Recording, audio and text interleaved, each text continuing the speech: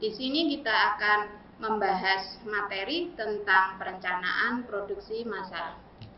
Tentunya kita tahu, sering mendengar apa itu tentang produksi massal. Nah, sebenarnya apa sih produksi massal itu? Untuk produksi massal adalah perencanaan di mana kita memproduksi barang yang dilakukan untuk menetapkan produk apa yang akan diproduksi, jumlah yang dibutuhkan, waktu berproduksi, dan waktu selesainya produk tersebut. Yang kedua, ruang lingkup dari perencanaan produksi. Ruang lingkup dari perencanaan produksi yang pertama adalah kita harus mempersiapkan rencana produksi, mulai dari tingkat jumlah untuk seluruh pabrik yang meliputi perkiraan permintaan pasar dan proyeksi penjualan. Yang kedua, membuat jadwal penyelesaian setiap produk yang akan diproduksi. Yang ketiga, kita merencanakan produksi dan mengadakan komponen yang dibutuhkan dari luar. Yang ketiga, kita jadwalkan proses operasi setiap order pada unit terkait. Yang terakhir, kita menyampaikan kira-kira jadwal penyelesaian terhadap order kepada para pemesan. Yang ketiga, di sini kita akan membahas tujuan dan fungsi dari perencanaan produksi.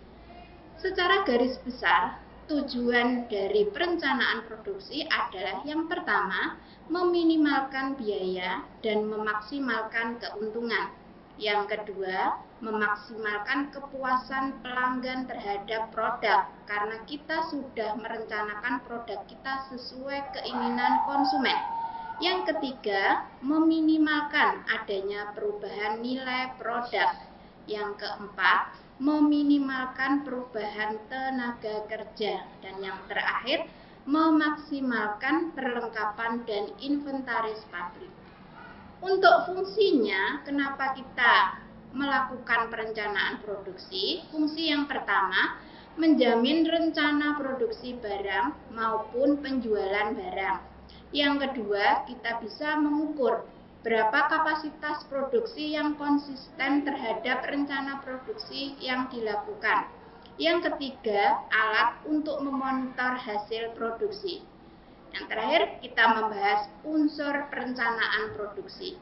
Ada 5 unsur dalam perencanaan produksi. Yang pertama, tetapkanlah tujuan produksi yang akan kita lakukan. Yang kedua, mengukur dan standar produksi. Yang ketiga, perencanaan merupakan fakta yang objektif, artinya fakta nyata yang bisa kita ambil. Yang keempat, perencanaan harus bisa diukur, artinya harus sesuai dengan jumlah yang ada. Yang kelima, tahap awal perencanaan produksi. Perlu diingat, produk yang diproduksi secara massal tentunya mempunyai ciri sebagai berikut. 1.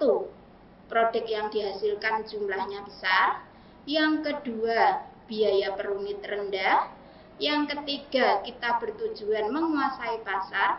Yang keempat, dijual bebas di pasaran. Yang kelima, tidak ada variasi produk karena sama hampir jumlah produknya. Yang keenam, harus ada stok untuk memenuhi masa tunggu.